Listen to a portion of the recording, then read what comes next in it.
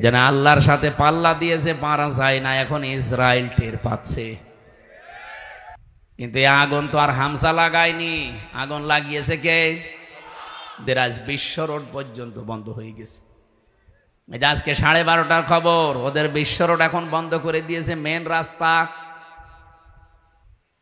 National highway যেটা, এটা already বন্ধ। জেরুজালেমে যাওয়ার পথ আল্লাহ বন্ধ করে দিয়েছে। কত শিশুর কন্দন আমি শুনেছি, ওই ছোট ছোট ফিলিস্তিনের মাসুম বাচ্চারা। আমার বাবার নাম রিয়াজউদ্দিন, আমার এই শরীরে সর্বোচ্চ রক্ত আছে রিয়াজের। কার? বলেন বলেন। ফিলিস্তিনের ওই বাচ্চাদের শরীরে রিয়াজের রক্ত না, এ চৌধুরীর রক্ত না। ওই বাচ্চাদের শরীরে হযরতে দাউদ আলাইহিস সালাম, হযরতে সুলাইমান নবীর রক্ত প্রবাহমান। এই গোলাপের পাপড়ির মতো বাচ্চাগুলো শেষ পর্যন্ত বলেছে, আমরা কিন্তু আল্লাহকে সব বলে দেব। আমার মনে হয় আল্লাহকে ওরা সব বলে দিয়েছে। পৃথিবীর মানুষেরা শুধু দেখেছিলাম আমরা, আমাদের ওই কন্দনগুলো দেখার পরে কিছুই করি নাই, কিছু বলি নাই। অনেকের সামর্থ্য ছিল, কিন্তু তারা নিশ্চুপ ছিল। আল্লাহ পাক এবার নিজে মনে হচ্ছে প্রতিশোধ নেওয়ার জন্য হাতে নিয়েছেন। আমার দাম দৃশ্য আজ 4-5 দিন দেখতে পাচ্ছি, ওদেরকে আল্লাহ একেবারে পৃথিবীর মানচিত্র থেকে নিশ্চিহ্ন না করে দম নেবে না। আল্লাহর এটা ওয়াদা আছে, ওয়াকানা হাক্কান আলাইনা নাসরুল মুমিনিন। মুমিনদেরকে সাহায্য করা আমার আল্লাহর উপরে ওয়াজিব, এটা মুমিনদের হক। সুম্মা নুনাজ্জিল্লাযীনা তাকাও ওয়া নাযারু যালিমিনা ফিহা জিসিয়া।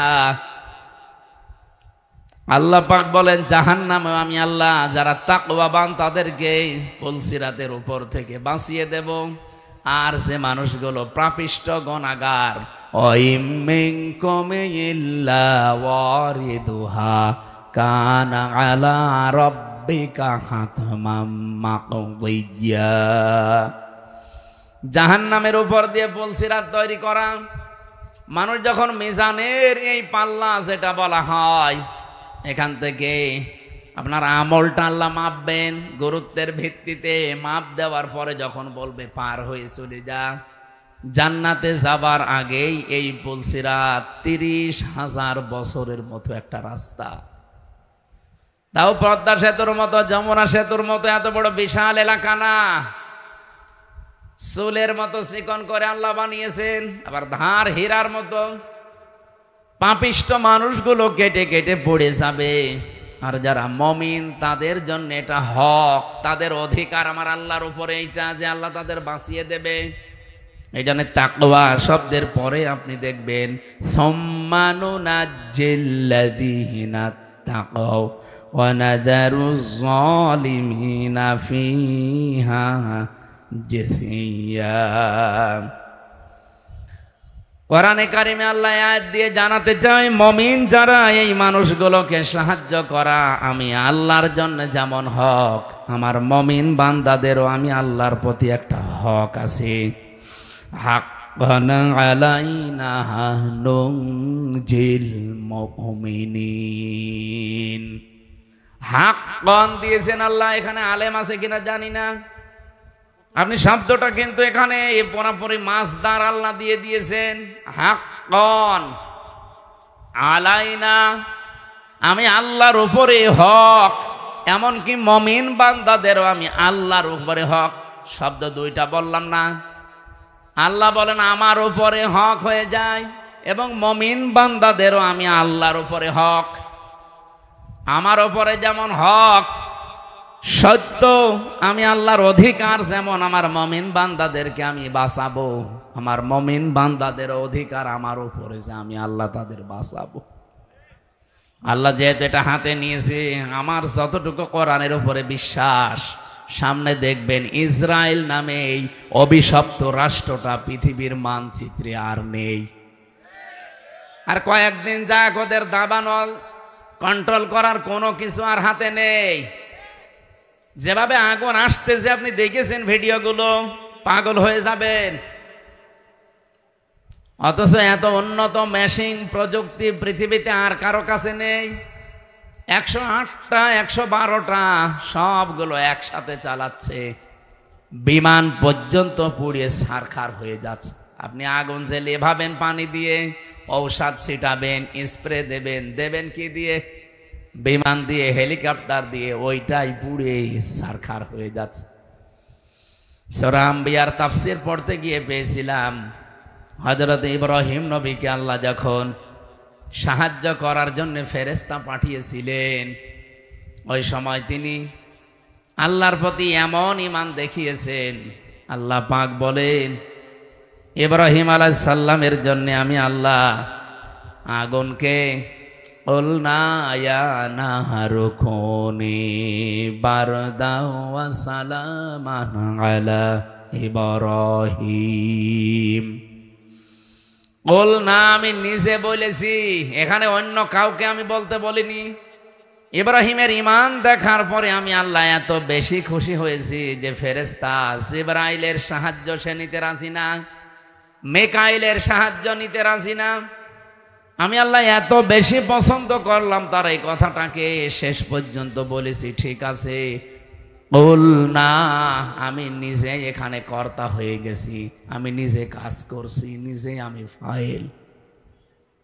ইয়া নারু, হে আগুন, কোনি হয়ে যাও বারদান, ঠান্ডা। আল্লাহ বারদান দেওয়ার পরে সালামান শব্দ মাঝখানে যদি না দিয়ে একবারে দিতেন আলা ইব্রাহিম, আমার ইব্রাহিমের প্রতি ঠান্ডা হয়ে যা। আল্লাহর হুকুম পাওয়ার সঙ্গে সঙ্গে আগুন এত বেশি ঠান্ডা হয়ে যেত, তখন আবার লেপ তোষক লাগতো গরম করার জন্য। আল্লাহ সালামান দিয়ে তামাম দুনিয়ার মানুষকে বোঝাতে চেয়েছেন, পৃথিবীতে আজও যদি ইব্রাহিম নবীর মতো ঈমান কোন জায়গায় আমি আল্লাহ দেখি, ওদের আগুনগুলো যেমন আমি সালামান বানাবো, ওদের বৃষ্টি ঠান্ডা যে প্রচন্ড বরফগুলো আমি আল্লাহ সালামান বানাবো। সালামান দিয়ে তাফসিরে ফি জিলালিল কোরআনে সাইয়্যিদ কুতুব লিখেছেন, এই শব্দটা যদি আল্লাহ না দিতেন ইব্রাহিম নবী কিন্তু আগুনের ভেতরে 40 দিন থাকতে পারতেন না। এত বেশি ঠান্ডা হয়ে যেত যে থাকার অযোগ্য হয়ে যেত জায়গাটা, উনি এবার বরফ হয়ে যেতেন। আল্লাহ বলেন যদি সালামান না দিতাম আগুনটা একটু গরম থাকতো, তখন আবার ফ্যান দেওয়া লাগতো জিবরাইল মিকাইলকে দিয়ে, যে ফ্যান নিয়ে যাও অথবা এসি সেট করো, পাখা নিয়ে যাও না, এমন শব্দ আমি চয়ন করে লাগিয়ে দিয়েছি। সালামান মানে শান্তি, একেবারে গরমও না ঠান্ডাও না, এই জায়গাটা অন্তত আমি আল্লাহর নির্দেশ যতদিনের পরে না আসে ততদিন এটা নাতি সাতৃষ্ণ হয়ে যাও।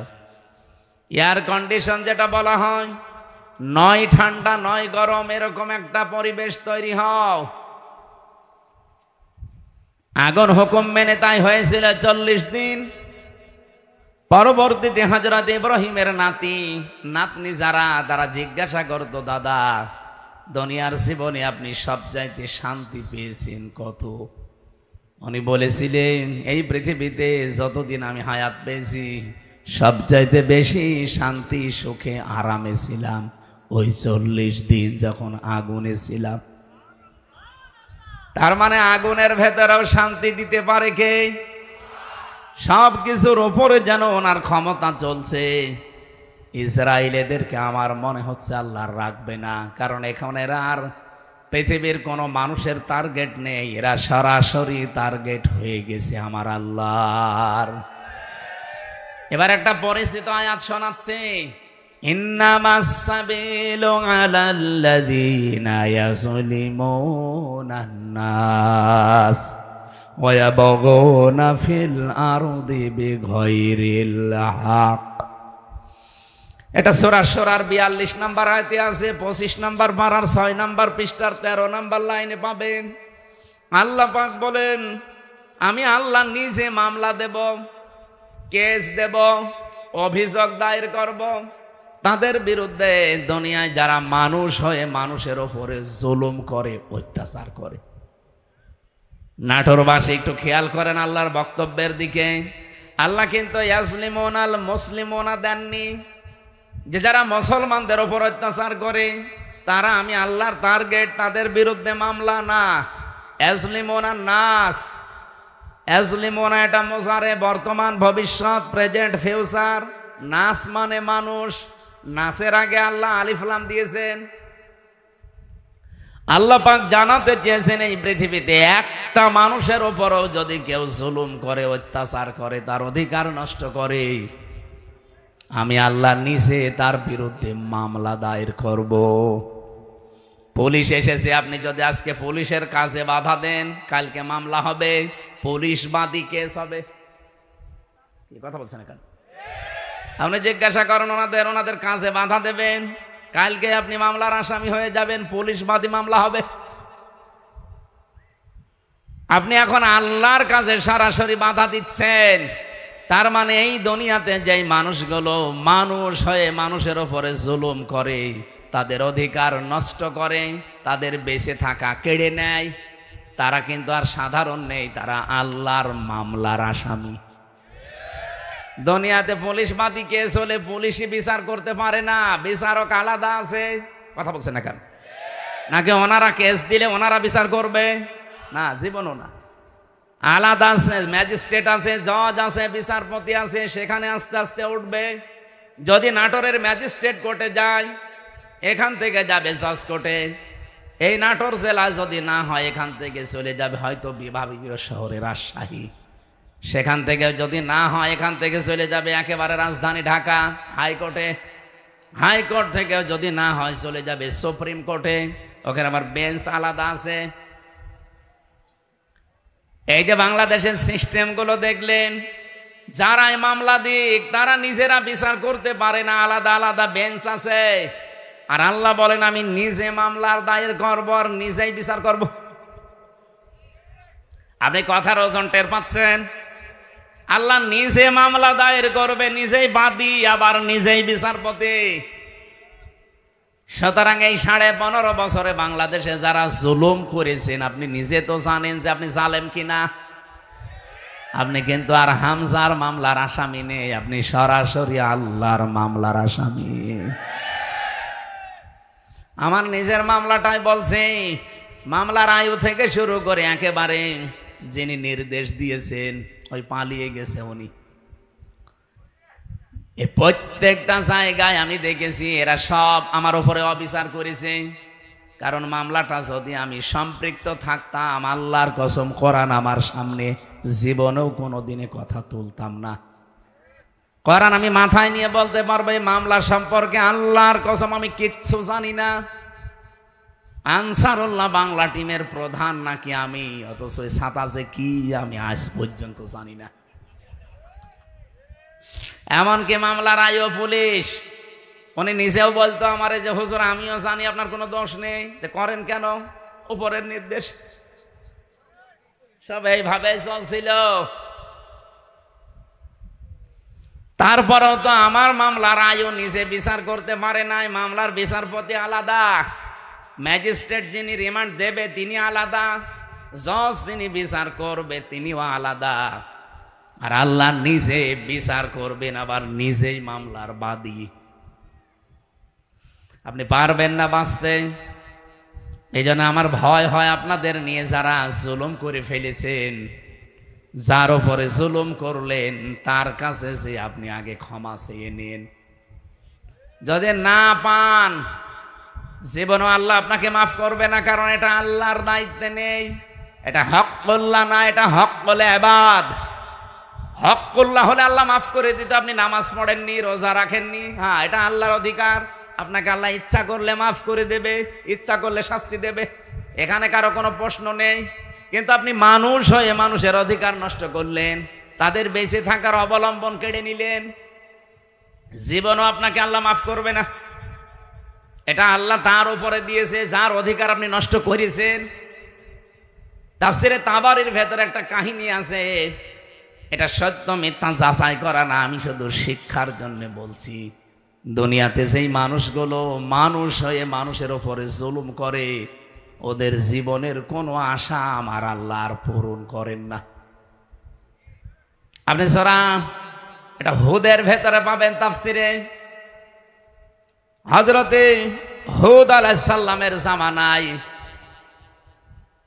যেই নবীকে আল্লাহ পাঠিয়েছিলেন, যে জামানায়, ওই জামানায় যে কাফের ছিল, আপনারা নাম সবাই জানেন, সাদ্দাদ। নাম শোনেননি? এই জঘন্যতম লোকটাকে পৃথিবীতে আজরাইল মাত্র 2 দিন কন্দন করেছিল মানুষের জান কবজ করতে, গিয়ে আজরাইলকেই দিয়েছে মাত্র 2 দিন। তাছাড়া আজ পর্যন্ত কারো জান কবজে আজরাইল কাঁদে নাই। আজ আজরাইলের চোখে পানি আসা অত সহজ না। কি আপনি কি যত যাকে তাকে মনে করছেন? নাম শুনলেই বোঝা যাচ্ছে দয়াময়। ওলিয়াতাওয়াফাকুম মালাকুল মাউতিল্লাযী ওয়াক্কিলা বিকুম সুম্মা ইলা রাব্বিকুম তুরজাউন। আমি আজরাইলের জীবনী পড়তে গিয়ে পেয়েছিলাম যে কেমন কঠোরতে। এই পৃথিবীতে যখন আদম নবীকে আল্লাহ বানাবেন তো মাটি নিতে পাঠিয়েছিলেন ফেরেশতাদের। যারে যারে পাঠিয়েছে একটা ফেরেশতাও মাটির কন্দন দেখে পারে নাই। শেষ পর্যন্ত আজরাইল এসে থাবা লাগিয়েছিল, খামসা দিয়েছিল মাটিতে, ও কন্দন করেছিল।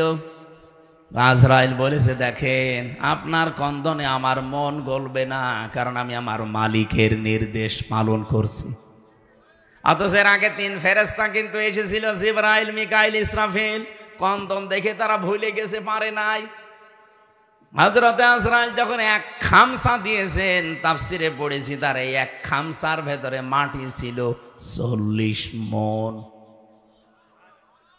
ওইটা দিয়ে আমাদের আদম নবীকে আল্লাহ বানিয়েছিলেন, আদি পিতাকে। 60 হাত লম্বা, 36 হাত মোটা। আমার মনে হয় এরকম মানুষ যদি এখানে আসে আমরা অনেক অজ্ঞান হয়ে যাব। আপনি চিন্তা করতে পারেন, 60 হাত লম্বা, এদিকে মোটা হচ্ছে 36 হাত। এই রকম কঠিন এবং কঠোর হৃদয়ের একজন ফেরেশতা। তিনি বলেন, আমি জীবনে 2 দিন কন্দন করেছিলাম মানুষের জান কবজ করতে গিয়ে। তাছাড়া আমার কোনোদিন চোখে পানি আসে নাই। একদিনে আজরাইল, এই সাদ্দাত যেদিন জন্ম নেয় ওই দিন, আর এই আর একদিন যেদিন ও মারা যায় ওই দিন। ও জন্ম হয়েছিল নদীর ভেতরে। সাগরে জাহাজ ডুবে গেলে ওর মা একটা কাঠের উপরে, তক্তার উপরে ভাসছিল। ওই সময় ওর জন্ম হয়। কাঠটা বুকের উপরে রেখে দিয়ে সন্তানটা কাঁধের উপরে রেখে এভাবে কষ্ট করে করে চলছিল। হঠাৎ আল্লাহ বললেন, আজরাইল, এই মহিলার জান কবজ করে নিয়ে আস। আজরাইল এসেছিল, দৃশ্য দেখে বলছে, আল্লাহ, এ অথই সাগরে এই ছেলেটা তোমারে যা বলেছি কাজ করে আসো, কিছু দেখা লাগবে না। ও কিন্তু জান কবজ করার পরে মেয়েটা পানির নিচে তলিয়ে গেছে, আর এই বাচ্চাটা সাগরে ভাসছিল এই কাঠের ওপরে। ভাসতে ভাসতে এক কিনারায় পৌঁছিয়ে দিয়েছে ঢেউ তাকে। বাঘে নিয়ে তারে মানুষ করে বাঘের দুধ খেয়ে লোকটা বড় হয়েছে। বলেন তো কোথা থেকে কোথায় নিয়ে এসেছে আল্লাহ তাকে? এই লোকটা যেদিন হুদ নবীর কাছে নিজের পরিচয় দিয়ে যে জান্নাত জাহান্নামের কথা তুমি শোনালে, তোমার ওই জান্নাত আমার লাগবে না, আমি নিজে জান্নাত বানাবো। 20 বছর সময় নিয়ে 22,000 শ্রমিক কাজে লাগিয়ে ওর আয়ত্তে, ওর রাজ্যে যত সোনা রূপা ছিল সবগুলোকে একত্রিত করে ইট বানিয়েছে সোনা রূপা এগুলো দিয়ে দিয়ে। জান্নাতের ভেতরে ছোট ছোট খোপড়ি ঘর বানিয়েছে। হোর আর গেলমানের নাম শুনেছিল। এই জন্য এলাকায় যারা যুবক যুবতী আছে 16 থেকে 30 বছর এই বয়সের, উঠতি বয়সের যুবক যুবতীদেরকে নিয়ে ওই ঘরের ভেতরে ও বলেছে এটা হোর আর গেলমান। জান্নাত আজকে উদ্বোধন করবে। আমি ঘটনা বলার জন্য এখানে একটা শিক্ষা আছে, ভালো করে শুনবেন, কারণ আমাদের জন্য সামনে এটা হাসতে পারে। জান্নাতে যখন মেন গেটে যাবে আজকে উদ্বোধন করার জন্য, একটা পিপিলিকা যাবার মতো কোনো রাস্তা নেই, এত কড়া পাহারা চলছে। হঠাৎ করে দেখে জান্নাতের মেন গেটে একজন ফকির বেশে লোক বসা। তো দেখেই রেগে গেছে, এখানে ঢুকলে কি করে? ফকির বেশে লোকটা বলছে, বাদশাহ একটু মাথা নিচ করেন ঘোড়ার পিঠ থেকে, আমি একটা কথা আপনাকে শোনাবো। বলে এখন না, পরে তোমার কথা শোনা যাবে, আমি আগে জান্নাত উদ্বোধন করে নেই। হযরতে আজরাইল ছিল ফেরেশতা, উনি ডাক দিয়ে বলছে, দেখেন আমি একবার যার কাছে আসি জীবনে ডবল আমার আর আশা লাগে না। আমি ফকির বেশে এসেছি, মনে হচ্ছে ফকির, আমি কিন্তু দুনিয়ার সাধারণ ফকির না, আমি আজরাইল। এই জানটা কবজ করবে। আল্লাহ রাব্বুল আলামিন নির্দেশ দিয়েছেন, ইযা জাজালুহুম লা ইয়াস্তাখিরুনা সাআতাও ওয়ালা ইয়াস্তাকদিমুন। যখন যার কাছে আজল চলে আসে, মানে মরণ, ওকে আমি 1 সেকেন্ড আগেও দেই না, পরেও দেই না, নির্ধারিত সময় তুলে নেই। এই লোকটা জোর করে বলেছিল, ফেরেশতা একটু সময় দাও, আমি শুধু বানানো জান্নাতে এক নজর দেখেই চলে আসব, তখন আমার জান নিয়ে নিও, আমার কোনো আফসোস নেই। ফেরেশতা বলেছে, না, জান্নাতের চৌকাঠ পর্যন্ত স্পর্শ করার কোনো অনুমতি আমার কাছে নেই।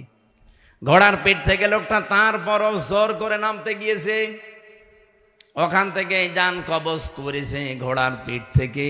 তাফসিরে তাবারিতে দেখেছি, জান্নাতের চৌকাঠ স্পর্শ করার আগেই ও মাটিতে ত্রাস করে পড়ে গেছে। এখানে আমার কয়েকটা শিক্ষা পেলাম, আপনারা হয়তো টের পাচ্ছেন না, তাই আমি কিন্তু টের পেয়েছি। এখানে শিক্ষাগুলো কি? তাফসিরে তাবারি না, আপনি এমন সময় ডিস্টার্ব করলেন, দেখেন ভণ্ডামি করার জন্য এসেছে।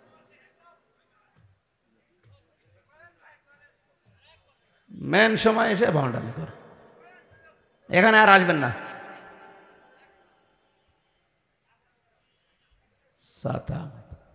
এত কষ্ট করে একটা বান্দাইল দিলাম, এক বেদের মেয়ে এসে বান্দাল ভেঙে দিয়েছে। বলেন তো, একটা মেন সময় না? আমি কয়েক শিক্ষা করে বের করবো। ওরা এখানে আসতে বলে, ওর ভিডিও করার দরকার কি? ওর কানের নিচে 2টা দেন তো জোরে। পাগল ছাগল, এইদিকে তাকান, মোড়টাই গেছে নষ্ট। আমি একটা লাইন এসেছিলাম না, ওরে মনে বলছে এখন ধরে আমি জবাই করি। শয়তান শয়তান।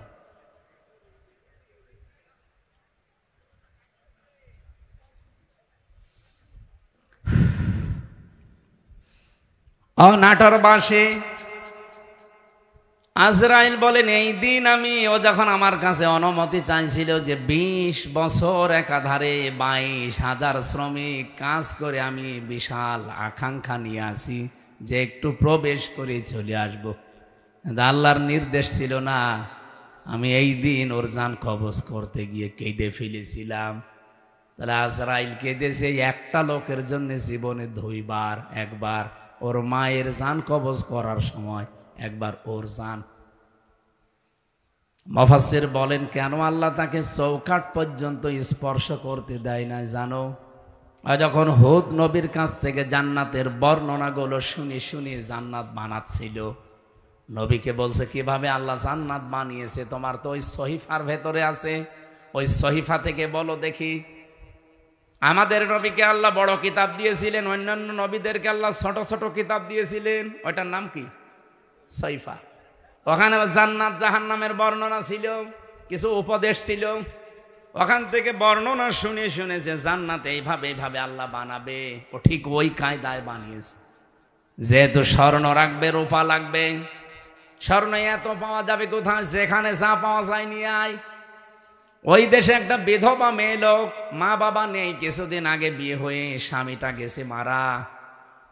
ওর পাইক পিয়াদা যারা আছে, ওরা যে মেয়েটাকে বলছে ওইটা দিয়ে দাও, বাদশার স্বপ্ন পূরণে জান্নাতে কাজে লাগবে। মেয়েটা ওই দিন মাথায় গড়াগড়ি দিয়ে, মাটিতে গড়াগড়ি দিয়ে বলেছিল, এটা নেবেন না, এটা আমার জীবনের শেষ সম্বল, আমার মা বাবা নেই, আমার স্বামীটাও নেই। জোর করে বাদশার এই স্বপ্ন পূরণের জন্য নিয়েছে। ওদিন মেয়েটা মাটিতে গড়াগড়ি দিয়ে এমন কন্দন করে বরদোয়া দিয়েছিল যে রব্বুল আলামিন আমার জীবনের শেষ সম্বলটুকু যে কেড়ে নিল, তাকে তুমি তার বানানো জান্নাত উদ্বোধন করা বসবাস করতে দিও না। আমি হাদিসে পড়েছি তাকি দাওয়াতাল মাজলুম ফাইন্নাহা লাইসা বাইনাহু ওয়া বাইনাল্লাহি হিজাব, মুসলিম শরীফের হাদিস। নবীজি বারবার উম্মতদেরকে নিষেধ করে গেছেন, উম্মতেরা আর যাই করো মাজলুমের বরদোয়া থেকে নিজেকে বাঁচিয়ে রাখবা সব সময়, কারণ মাজলুমের বরদোয়া আর আল্লাহর ভেতরে কোনো হেজাব থাকে না। এই মেয়েটা যখন মাটিতে গড়াগড়ি দিয়ে কেঁদে কেঁদে বরদোয়া দিচ্ছিল, আমার আল্লাহ ওই দোয়াটা সঙ্গে সঙ্গে কবুল করে নিয়েছে, কারণ কোনো পর্দা নেই। এই লোকটা যেদিন উদ্বোধন করবে, দেখা তো দূরের কথা, চৌকাঠ পর্যন্ত স্পর্শ করতে পারে নাই ওই মেয়েটার বরদোয়ার কারণে। কি বুঝলেন আপনি এখান থেকে? কত জায়গায় কত অত্যাচার জুলুম করেছিল, কিন্তু এই একটা বিধবা স্বামী হারা মা বাপ হারা এতিম মেয়ের শেষ সম্বলটুকু কেড়ে নেওয়ার কারণে আল্লাহর আরশ পর্যন্ত ধাক্কা খেয়েছে। আপনি বলতে পারেন না যে 15.5 বছরে কত মানুষের হাজারি এই জালেমার সাথে লেগেছিল, এমনি আল্লাহ এভাবে ধরেছে, কল্পনার বাইরে ছিল। আগস্টের 5 তারিখের 2টা পর্যন্ত কেউ জানে না যে ও পালাবে।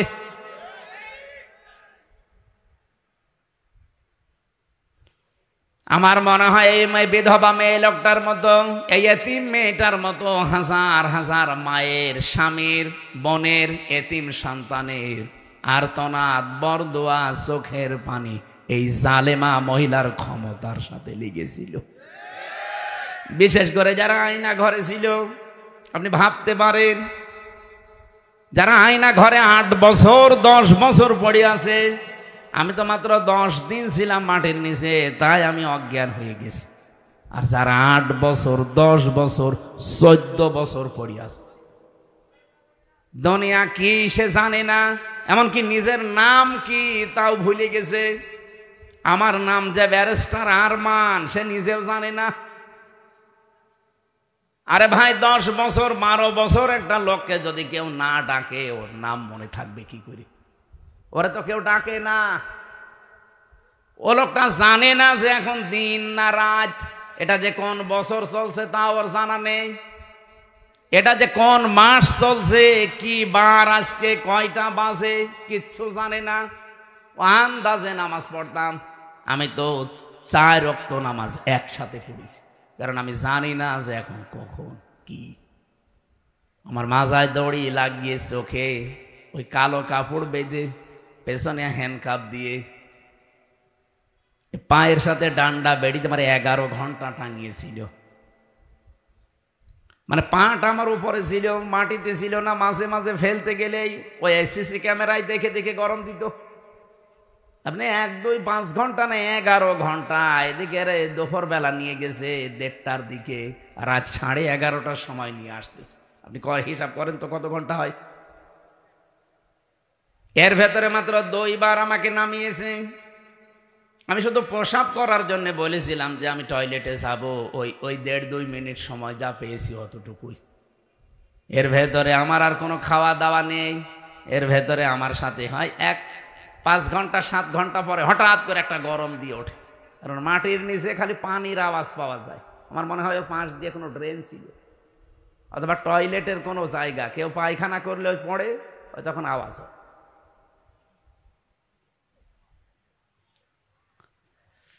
তাও তো আমি মিনিটায় ছিলাম। বিগটা কত কঠিন হতে পারে বলেন?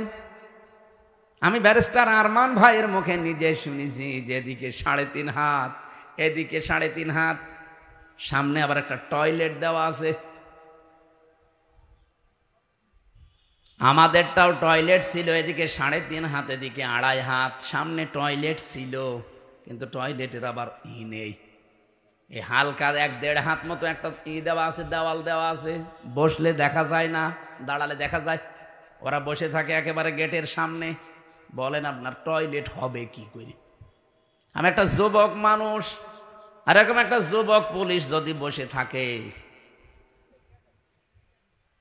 কঠিন পরিস্থিতিগুলো যারা তৈরি করেছিল, কত মানুষের তাহাজ্জুদের চোখের কন্দন পানি ওই জালেমার সিয়ারের সাথে লেগেছিল।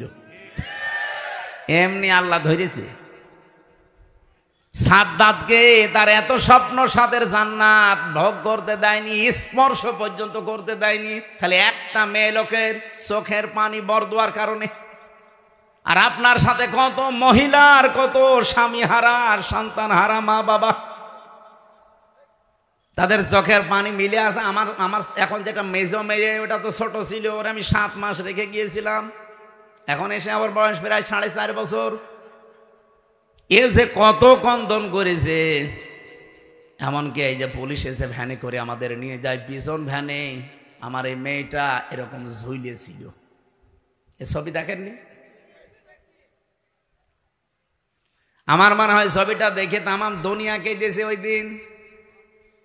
প্রশাসনের সর্বোচ্চ দায়িত্ব ওই সময় যারা ছিল গোয়েন্দা বিভাগে, তারা পর্যন্ত আমার বাড়িতে কল দিয়েছিল যে এই দৃশ্য আর মানা যায় না। আমরা এতদিনও জানতাম যে হুজুরের কোনো দোষ নেই, এখনো জানি, কিন্তু আমাদের হাত বাঁধা ছিল। কিন্তু না, এ দৃশ্য দেখে মানুষ আর ঠিক থাকতে পারে না। বিভিন্ন জায়গা থেকে শুধু উল্টা পাল্টা কথা আসতেছে, যা আপনার ছেলেকে ছেড়ে দিলাম। আমার ভাইরা, আমি এখান থেকে তাফসিরের যে শিক্ষাটা দিতে চাই আমি নিজে এবং আপনাদেরকে, শুধু আপনাদের না, এটা রেকর্ড হচ্ছে, সারা পৃথিবীর মানুষ যারা আছে, জুলুম করলে কিন্তু কাঙ্ক্ষিত স্থানে পৌঁছানো যায় না। এটা কি কোরআনের কথা বিশ্বাস করেন? এই জন্য আগামীতে কেউ যদি আসেন দায়িত্বে, জুলুম করবেন না। তাহলে আপনি যে টার্গেট নিয়ে এগিয়ে যাচ্ছেন, ওই টার্গেট ফিল আপ হওয়ার আগে আপনি পড়ে যাবেন। আমার কথা বোঝা গেছে? ইন্নামা নুমলি লাহুম লিয়াজদাদু ইসমা ওয়া লাহুম আযাবুম মুহিন। সূরা আলে ইমরানে আছে 4 নাম্বার পারা 12 নাম্বার পৃষ্ঠা 9 নাম্বার লাইনে পাবেন, এটা শেষের অংশে আছে। আল্লাহ তাআলা বলেন, কোন মানুষ যদি জুলুম করে, পাপ করে, সীমা লঙ্ঘন করে ফেলে, তখন আমি আল্লাহ ওকে আর ছাড় দেই না, তখন ওকে কঠিন এবং অপমানজনক আযাবের ভেতরে ফেলে দেই। কি অপমান! আজ তামাম দুনিয়া কেউ হাসিনাকে নিতে রাজি না। শুধুমাত্র ভারত তাও বিভিন্ন কায়দা কৌশলে রেখেছে। আমি আজকে 7-8টা বিষয় পেয়েছি কেন ওকে রেখেছে। এই যে বিডিআর হত্যা, 57 জন অফিসার হত্যা, বিশেষ করে শাপলা চত্বরে আলেমদের হত্যা, এই 2টা হত্যার পেছনে সরাসরি জড়িত আছে ইন্ডিয়া নিজে। এই এখন প্রমাণ আস্তে আস্তে বের হচ্ছে। অলরেডি আন্তর্জাতিক আদালতে হেগে ওদের বিরুদ্ধে 2 জনের বিরুদ্ধে মামলা হচ্ছে, হাসিনা আর মোদি। এই 2 জনকে যদি সত্যি ওখানে নিয়ে যাবজ্জীবন জেল অথবা ফাঁসির রায় দিয়ে দেয়, শেষে ইন্ডিয়ার সাথে বিশ্বের বহু দেশের সম্পর্ক মানবাধিকার নষ্ট করার জন্য খারাপ হয়ে যাবে। আমি একটাও বানিয়ে বলছি না, সব আমার এখানে রেকর্ড আছে, আন্তর্জাতিক তথ্য সব। মাইক্রোসফট নাম শুনেছেন? 257টা দেশ নিয়ে তারা রিপোর্ট বানিয়েছে, বিশেষ করে বাংলাদেশের শাপলা চত্বরটা নিয়ে। আর ওদিকে বিডিআর হত্যা। কি সমস্যা? কি ওখান থেকে আশপাশে মোবাইল সরান না, এই ডিস্টার্ব করলে তোমার রাগ হয়েছে। মোবাইল আশপাশ থেকে সরান না কেন? এই ভাই, আপনি কি সমস্যা ধরতে পারছেন? হ্যাঁ, সমস্যা ধরে ঠিক করে।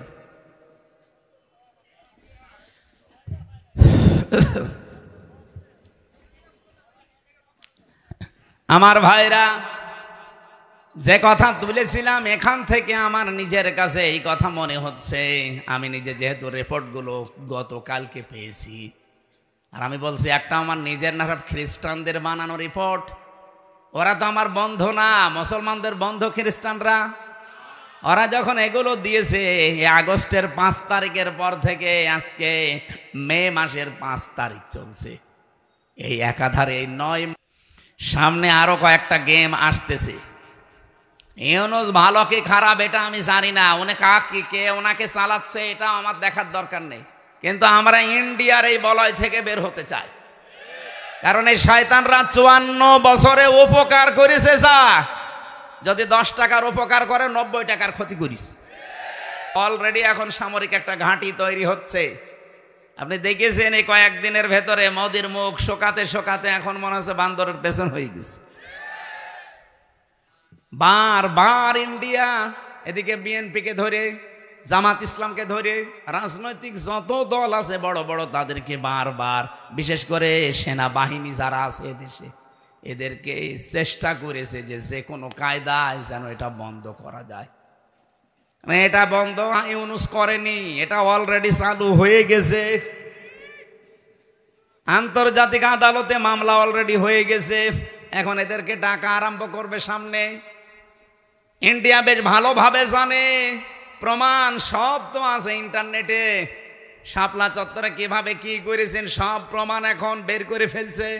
পৃথিবী এত উপরে চলে গেছে। এখন যদি সত্যিই মোদির বিরুদ্ধে এই মামলা হয়ে রায় হয়ে যায় হেগে, আন্তর্জাতিক আদালতে হেগে যদি সত্যি রায় হয়ে যায়, আপনি বিশ্বাস করেন সামনে ইন্ডিয়ার সাথে বড় বড় চুক্তি বিশ্বের যেগুলো আছে সব তারা মানব অধিকারের দোহাই দিয়ে বন্ধ করে দেবে। ওদের সাথে ব্যবসার চুক্তি বন্ধ, ওদের দেশের লোক আরো বাইরে যারা আছে ওদের সব পাঠিয়ে দেবে। সে তো ধুতি পইলে আছে, ধুতি খুলে বাকি যা আছে ওইটা বেরিয়ে যাবে। ও কি পাগল হয়েছে এমনি? এই কারণে হঠাৎ করে এখন মুসলমানদের উপর অত্যাচার আরম্ভ করেছি, যেন বিশ্বের দৃষ্টি এখন অন্যদিকে যায়। আরে বিশ্বের মানুষ আপনাদের মতো গরুর মুত খায় না, আমরা জাতে মাতাল হলেও তালে ঠিক আছি। এই জন্য অনেকে এখন মুখ ফিরিয়ে নিচ্ছে। কাউকে যখন রাজি করতে পারে নাই, বহুবার চেষ্টা চালিয়েছিল। আপনি দেখেননি বারবার জামাত ইসলাম বলেন, বিএনপি বলেন, রাজনৈতিক দল বলেন, ধর্মীয় যারা আছে তারা বলেন, বারবার আমরা চাচ্ছিলাম তাড়াতাড়ি নির্বাচন দিয়ে দেন। দিয়ে দিলে কি হবে, ইউনূস চলে যাবে, ওরা আবার কনভেনশন করে সব ঠিক করে ফেলবে। আর ও চাচ্ছিল যদি এভাবে অন্তত 2 বছর কেটে যায় তাহলে এ দেশ কন্ট্রোলের বাইরে চলে যাবে। অলরেডি এখন সামরিক একটা ঘাঁটি তৈরি হচ্ছে। আপনি দেখেছেন এই কয়েকদিনের ভেতরে মোদির মুখ শোকাতে শোকাতে এখন মনে হচ্ছে বান্দরের পেছন হয়ে গেছে। সামনে আরো কয়েকটা গেম আসতেছে। ইউনূস ভালো কি খারাপ এটা আমি জানি না, উনি কে ওনাকে চালাচ্ছে এটা আমার দেখার দরকার নেই, কিন্তু আমরা ইন্ডিয়ার এই বলয় থেকে বের হতে চাই। কারণ এই শয়তানরা 54 বছরে উপকার করেছে, যা যদি 10 টাকার উপকার করে 90 টাকার ক্ষতি করিস। আর সবচাইতে বড় ক্ষতি হচ্ছে আল্লাহর ঘরগুলো তার ভাঙছে। এর চাইতে আর কি ক্ষতি হতে পারে মুসলমানের? আমার ঘর ভেঙে দিলে আমার এত কষ্ট লাগতো না। এই কথা বলছে না কেন? 1500 বছর আগে একবার আল্লাহর একটা ঘর ভাঙতে এসেছিল। কে? আব্রাহা। কে কি করেছে আল্লাহ দেখেছেন? কাসফিম মাকুল বানিয়ে দিয়েছে। আর এই শয়তানরা আল্লাহর একটা ঘর সে তো ভাঙতে পারে না, শুধু ভাঙার জন্য এসেছিল। আরে অলরেডি ভেঙ্গে ভেঙ্গে সব মাটির সাথে গড়িয়ে ওই জায়গায় এখন মন্দির উদ্বোধন করছে। আর মিথ্যা ধোয়া তুলছে, দিনের পর দিন যায় আর ধোয়া তোলে যে এখানে 500 বছর আগে নাকি মন্দির ছিল।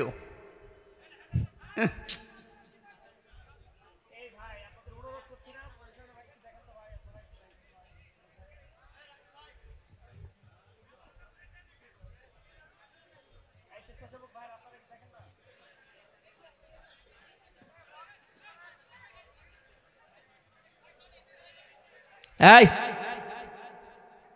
যাক, যার ভালো লাগছে না চলে যাক। ও একা যাচ্ছে আবার আরেকজনকে ডেকে নিয়ে যাচ্ছে। ওটা ধরেন তো, আপনি আস্তে করে চলে যেতে পারছেন না? নাটোরবাসী যেহেতু রাজনৈতিক মহল অনেক বড়, ওই মানুষগুলো চিন্তা ভাবনা করবে আমি তো আর রাজনৈতিক ময়দানের বড় নেতা না, আমি একজন কর্মী মাত্র।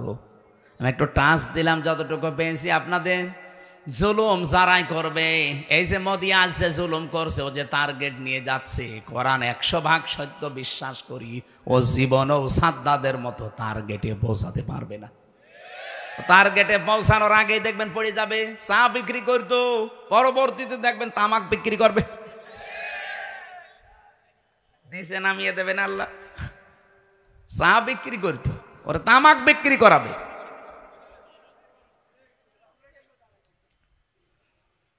অলরেডি ডাঙ্গা বাঁধিয়ে দিয়েছে ভারতে।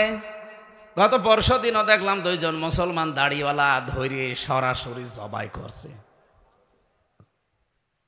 এখন ওর হাতে আর দুনিয়ার কিচ্ছু নেই, শুধু এইটাই আছে পুঁজি যে মুসলমানদের বিরুদ্ধে হিন্দুদের উস্কিয়ে দিয়ে এদের দাঙ্গা তৈরি করে একটা ফায়দা লড়বে, ঘোলা পানিতে মাছ শিকার।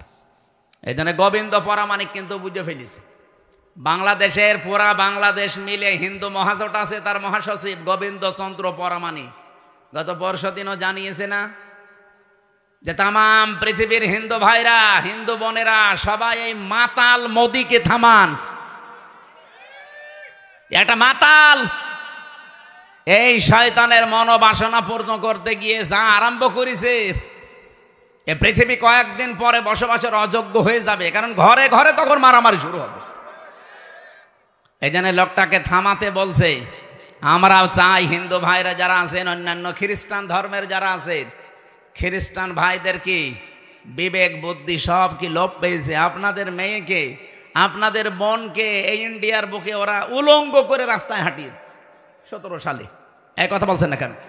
আমাকে বানিয়ে বলছি, আপনাদের মাকে, বোনকে, মেয়েকে যারা উলঙ্গ করে রাস্তায় হাঁটাতে পারে, তাও রাজপথে, আপনাদের কি বিবেকে কুকুরে প্রসব করেছে? বিবেকটা জাগ্রত হচ্ছে না? অন্তত এই উগ্রপন্থী সন্ত্রাসী জঙ্গি এই যে যারা আছে, এদেরকে থামানো দরকার এখনই, নাই তো এ বাতাস বাংলাদেশে আসলো বলে তখন আমরা নিজেরা কামড়া কামড়ি করে মরা লাগবে। ওরা এমনি বারবার এই হাওয়া দিয়েছিল, কিন্তু বাংলাদেশের মানুষ, যাই হোক, কোন হাওয়াতে। ফুটবলকে একবার একজন জিজ্ঞাসা করছে যে এত লাথি খাও কেন?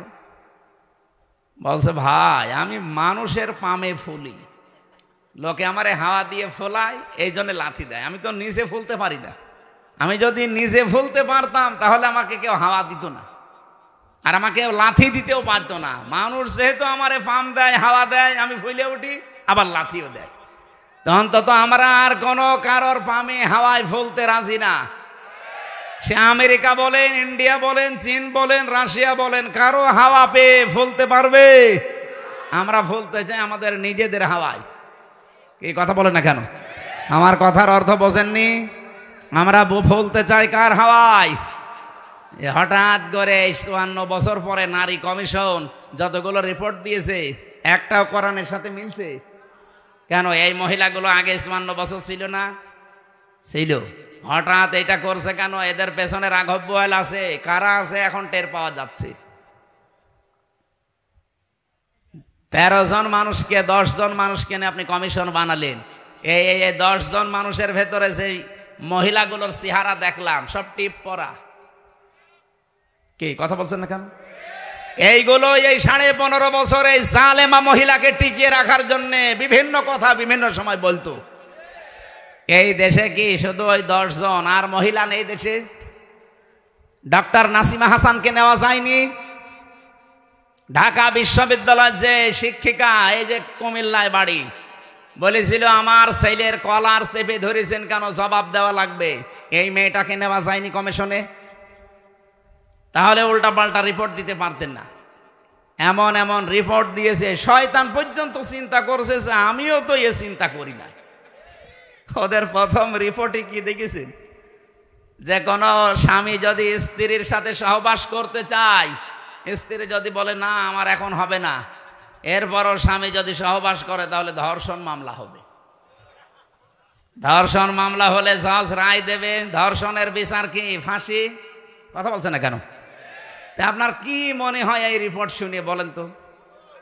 ভালো, এই জন্য তো সাক্ষী লাগবে। এখন মানুষের মনের অবস্থা তো আর কেউ জানে না। একই জোর করেছে আর স্ত্রী কি রাজি হচ্ছিল না, এটা তো স্বামী স্ত্রী ছাড়া কেউ জানে না। এখন ওই জায়গায় সাক্ষীর জন্য আপনাকে মানুষ বসিয়ে রাখা লাগবে, অথবা ইউটিউবারদের রাখা লাগবে। আমার মাঝে মাঝে এই যে 318 পৃষ্ঠা পুরাটা পড়লাম, পড়ে আমার মনে হচ্ছে এগুলো মেয়াদ উত্তীর্ণ গাঁজা খেয়েছে। মানে মেয়াদ আলা গাঁজা খেলেও মানুষ এত নিচে নামে না, এ মেয়াদ পার হয়ে গেছে, ওই গাঁজা খেয়ে পুরা মাতাল। এই জন্য এদেরকে এই নাটোরের পাশের জেলা পাবনায় পাঠানো দরকার। এরকম মানুষ বাইরে থাকলে সব সমাজ নষ্ট করে ফেলবে। এক কথা বলে না কেন?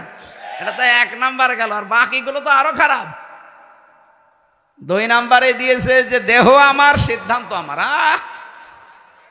দেহ আমার সিদ্ধান্ত আমার মানে দেহ কার? এ দেহ আপনি আমার এই যে 33 বছর বয়স, 34 বছর আগে হামজা নামে কেউ আমি ছিলাম না। আমার মা বাবার দায়িত্ব ছিল বিছানায় থাকা, বাকি যা করার কে করেছে? দেহ আমার হয় কি করি? আলাহুল খালকু ওয়াল আমরু। আল্লাহ বলেন আমি বানিয়েছি, সিদ্ধান্ত বলেন বলেন। এই আয়াতের পুরা বিরুদ্ধে লিখেছে তারা, যে দেহ আমার সিদ্ধান্ত আমার। 3 নাম্বারে তারা লিখেছে যে যারা যৌন কর্মী আছে এদেরকে শ্রমিকের মর্যাদা দেওয়া লাগবে। আরে ভাই, যৌন কর্মী যারা, এরা যদি শ্রমিকের মর্যাদা পায়, তাহলে যারা ডাকাতি করে তারাও তো পুলিশকে বলবে ভাই আমরাও শ্রমিক, আপনারা আমাদের ধরবেন না, কারণ এই ডাকাতি করা খুব রিস্কের কাজ।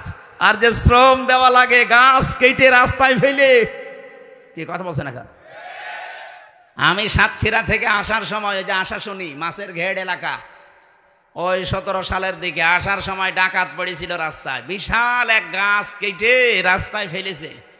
কেবল মনে হয় একটু আগে কেটে ফেলে রেখেছে, কারণ গাছ কাটতে 2-3 জন সরিয়ে নিয়ে এসে একেবারে জায়গা মতো রাখতে দেখলাম। ওই যে সূর্য ইসের আলো জ্বলছিল লাইটের, ওর ঘাম ঝরছে। এখন আমি কাজ খুলে দিলাম, আমার দিকে তাকিয়ে বলছে হুজুর আপনার টাকাও নেব, আল্লাহ মাফ করবে। আরে শয়তান, যা আছে নিয়ে আমার গাড়িটা আগে ছেড়ে দি। আল্লাহরে বিশ্বাস আছে। কি বলছে?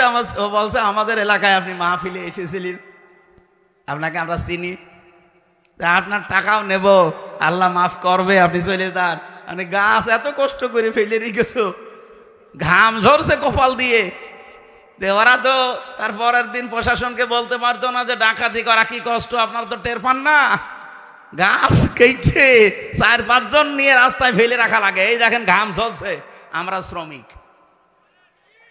ওরা বলতে পারে না যে আমরা শ্রমিক, তাও তো ওদের শ্রমটা অন্তত হচ্ছে, এটা জুলুম হচ্ছে তারপর।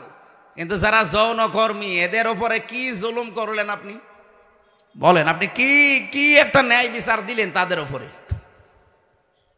আমার মনে হয় আপনি পার্সেন্টেজ খুঁজে দেখবেন, রাজবাড়ির এই দৌলতপুর ঘাটে, যশোরের এই জায়গায়, আর নারায়ণগঞ্জেরটা তো বন্ধ হয়ে গেছে, যেখানে যেই পতিতালয় ছিল ওখানে যে দেখেন যত মহিলা আছে, একটাও নিজের ইচ্ছা করে আমার মনে হয় যায়নি, গেলেও খুব কম। হয়তো ধোকায় পড়ে গেছে, প্রবঞ্চনার শিকার হয়ে, অথবা প্রেমে ছাকা খেয়ে যে কোনো কায়দায় ওখানে গেছে, যে আর বেড়াতে পারে না। প্রতিদিন এই যে 8টা 10টা 15 20টা পুরুষের সাথে তারা কি প্রোটেস্ট কিছু নেয়? কিভাবে তাদের ব্যবহার করছে? আপনি যে বিশ্ব স্বাস্থ্য সংস্থা যে রিপোর্ট দেয়, স্বামী বাদে অন্যের সাথে মিলন যারা করে এদের এই যে HIV কি বলে এটারে, এইডস হওয়ার সম্ভাবনা 100 ভাগের 99 ভাগ। আপনি এই কমিশনের মাধ্যমে রিপোর্ট দিয়ে যৌনকর্মীর উপর আপনি ন্যায় বিচার করেন না, আরো বিচার করেছেন। ওদের সব এইডসের দিকে ছেলে দিয়ে আমার মনে হয় ওরাও 2 দিন পরে দেখেন মিছিল বের করবে যে নারী কমিশন তো মানা দূরের কথা, ওদের ফাঁসি দিয়ে দিন। শয়তানরা আমাদের জীবনের উপর আরো অত্যাচার বাড়িয়ে দিচ্ছে। শুধু HIV, ওদেরকে এই যে 1 লক্ষ মানুষ আজ দেহ ব্যবসা করে সারা বাংলাদেশে, মানে একেবারে যেগুলো সরকারি হিসাবে, এই মানুষগুলোকে আমার মনে হয় আলেমদের পরামর্শ নিয়ে সরকারের যে বাজেটগুলো আছে এখান থেকে টাকা পয়সা দিয়ে এদের পুনর্বাসন করে দিন, হয় একটা কর্মসংস্থান দেন সম্মানজনক, তারা সম্মানজনক জীবন নিয়ে, তারা পরিবার নিয়ে, দরকার হয় যদি সেরকম পরিবেশ পায় বিয়ে শাদী করে জীবন চালাক। যে সমস্ত দেশ আছে যেখানে পতিতালয় চলে না, সেই দেশগুলো দেশে শ্রীকে নেই, চলছে না পৃথিবীতে।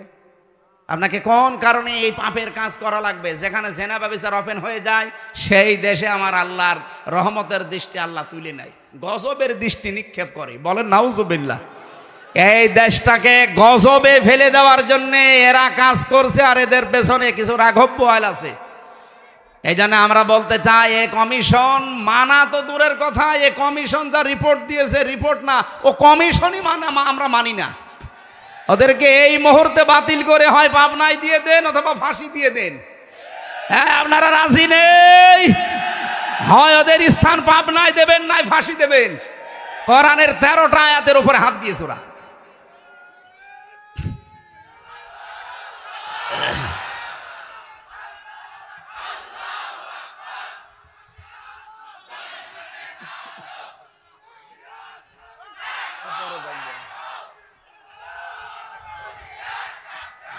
আমার ভাইরা,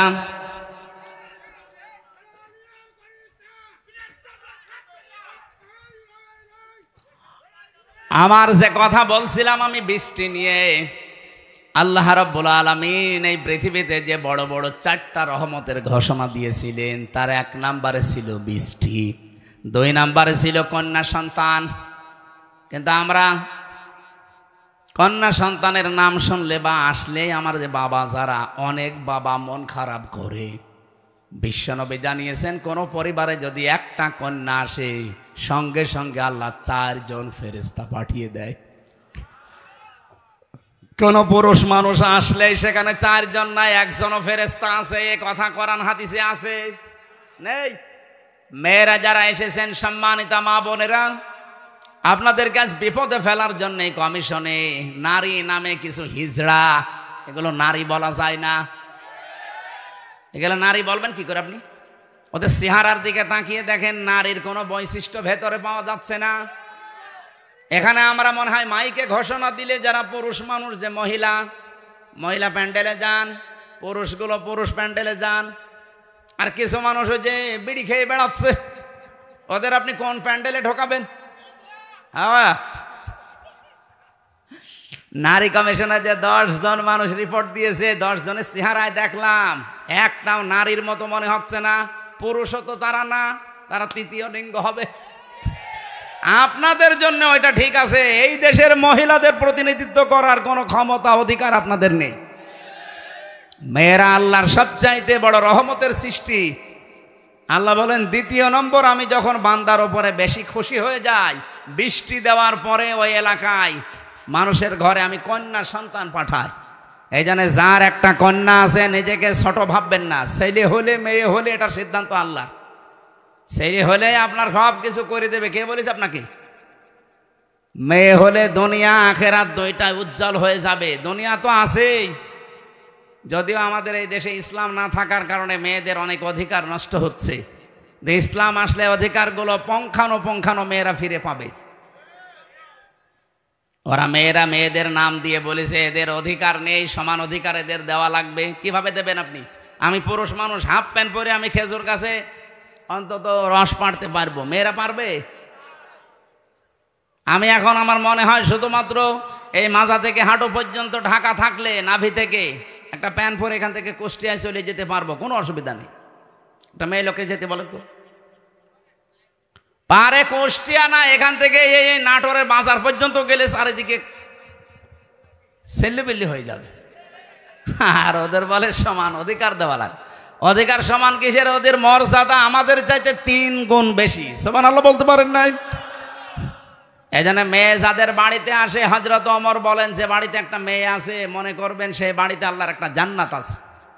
সুতরাং যারা মেয়ের বাবা আছেন, 1 মেয়ের বাবা আপনার একটা জান্নাত, 2 মেয়ের বাবা আপনার 2টা জান্নাত, 3 মেয়ের বাবা আপনার 3টা জান্নাত।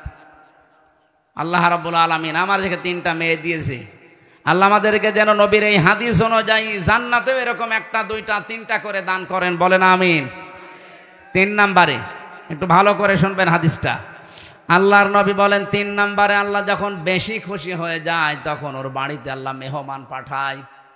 কিন্তু আমাদের তো সমস্যা, মেহমান আসলে আমাদের মন খারাপ হয়ে যায়।